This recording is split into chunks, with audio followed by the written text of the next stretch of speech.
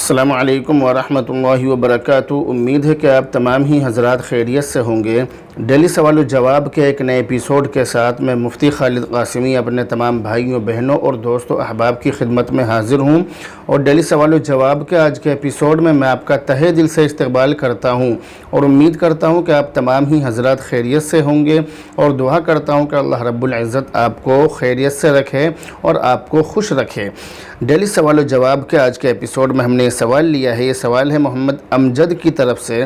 سلام اور دعا کے بعد کہہ رہے ہیں کہ مفتی صاحب، ہم دونوں میاں بیوی پر قربانی واجب ہے؟ اگر ہم دونوں صرف ایک ہی قربانی کر لیں تو کافی ہے یا الگ الگ قربانی کرنی ہوگی؟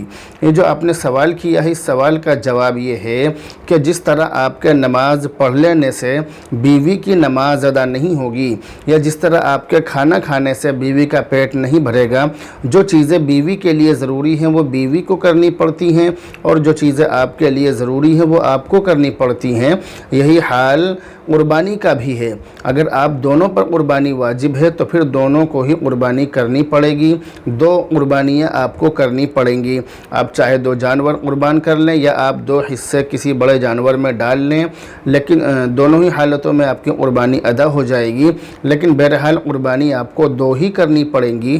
ایک قربانی سے کام چلنے والا نہیں ہے، اور مذہب اسلام میں سب کی ملکیتیں الگ الگ ہیں، سب کی چیزیں الگ الگ ہیں، سب اپنی اپنی ملکیت کے مالک ہیں۔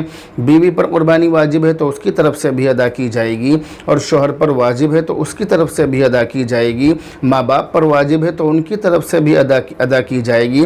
ماں باپ خود ادا کریں یا اپنے بیٹوں سے کرائیں وہ الگ مسئلہ ہے، لیکن بہرحال جس پر قربانی واجب ہے اس کے نام سے قربانی ضرور کرنی پڑے گی، قربانی اس کے نام سے ہونی چاہیے۔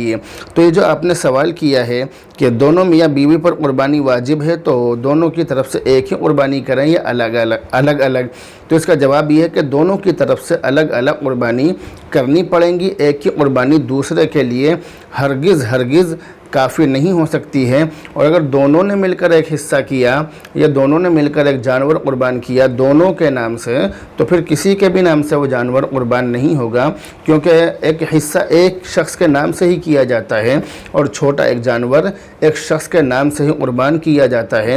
جب اس میں دو نام جڑ جائیں گے تو پھر وہ کسی کی طرف سے بھی ادا نہیں ہوگا۔ دوسرا سوال انہوں نے کیا ہے کہ مفتی صاحب یہ بتائیے کہ اگر شوہر پر قرض ہو اور بیوی کے پاس نصاب کے بقدر مال ہو، یا بیوی پر قرضہ ہو اور شوہر بقدر نصاب کا مالک ہو، تو کیا قربانی واجب ہے؟ یہ آپ نے سوال کیا ہے۔ سوال کا خلاصہ یہ ہے کہ اگر شوہر کے پاس مال ہو، اتنا مال ہو کہ جس مال پر قربانی واجب ہو جاتی ہے، یعنی 52.5 تولہ چاندی یا اتنی قیمت کا کچھ بھی سامان ضرورت سے زیادہ ہو، فالتو میں ہو، پیسے ہوں، زیور ہو یا کچھ بھی سامان ہو، اس سارے سامان کی قیمت اگر 52.5 تولہ چاندی کی قیمت کے برابر یا اس سے زیادہ ہو رہی ہے، اس سے زیادہ بیٹھ رہی ہے، تو ایسی صورت میں انسان پر قربانی واجب ہو جاتی ہے۔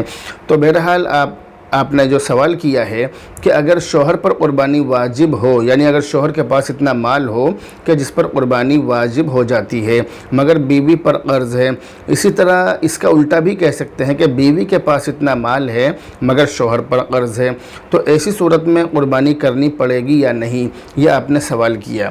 تو اس سوال کا جواب یہ ہے کہ اگر میاں بیوی میں سے ایک پر قرضہ ہے اور دوسرے کے پاس اتنا مال ہے جس پر قربانی واجب ہوتی ہے، تو ایسی صورت میں جس کے پاس اتنا مال ہو اس کے نام سے قربانی ضرور کی جائے گی، اس کے اوپر قربانی کرنا واجب ہے۔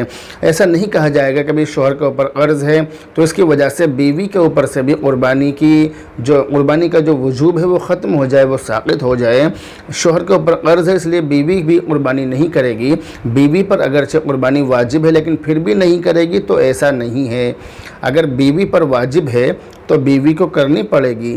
اگر شوہر پر قرض ہے کوئی بات نہیں، قرضہ شوہر پر ہے بیوی پر نہیں ہے، بیوی پر قربانی واجب ہے کیونکہ اس کے پاس میں اتنا مال ہے کہ جس مال کی موجودگی میں قربانی واجب ہو جاتی ہے۔ یا ہم اس کا الٹا بھی کر سکتے ہیں کہ بیوی کے اوپر قرض ہے مگر شوہر کے پاس اتنا مال ہے کہ جس مال پر قربانی واجب ہو جاتی ہے، تو ایسی صورت میں بیوی کے اوپر قرض ہے اس کی طرف سے قربانی نہیں کی جائے گی، لیکن شوہر کے پاس اتنا مال ہے تو شوہر کی طرف سے قربانی کرنی پڑے گی۔ اور جیسا کہ میں نے بتلایا کہ مذہب اسلام میں دونوں کی ملکیتیں الگ الگ ہیں، دونوں اپنی اپنی چیزوں کے اور اپنے اپنے سامان کے مالک ہیں۔ جس سامان کا جو مالک ہے وہ سامان اس کی ملکیت میں جوڑ کر دیکھا جائے گا کہ اس پر قربانی واجب ہو رہی ہے یا نہیں۔ اگر ہو رہی ہے تو اس کو کرنی پڑے گی۔ ایک کا قرضہ دوسرے پر ہرگز نہیں تھوپا جائے گا۔ ایسا نہیں ہے کہ ایک کے قرضے کی وجہ سے دوسرے کے اوپر سے قربانی معاف ہو جائے، قربانی ختم ہو جائے، ایسا نہیں ہے۔ اس کو قربانی بہرحال کرنی پڑے گی۔ مجھے امید ہے کہ آپ ان دونوں ہی مسئلوں کو بہت اچھی طرح سے سمجھ گئے ہوں گے۔ اگر آپ سمجھ گئے تو کمنٹ کر کے ہمیں ضرور بتائیں۔ تو بہرحال اب آپ سے رخصت ہوتے ہیں، دعا میں یاد رکھیں۔ السلام علیکم ورحمۃ اللہ وبرکاتہ۔